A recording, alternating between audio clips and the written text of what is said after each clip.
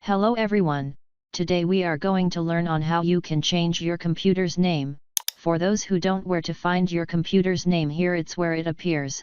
Also on settings, as you can see, it's there and it's picture you chose.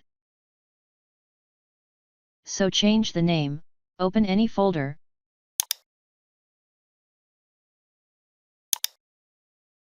Then go to this PC.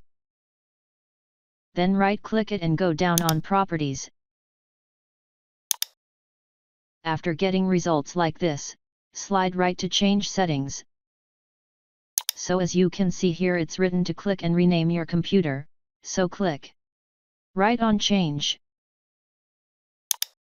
So as you can see, here is where your name is set, so you can rename it to however you want, for example student.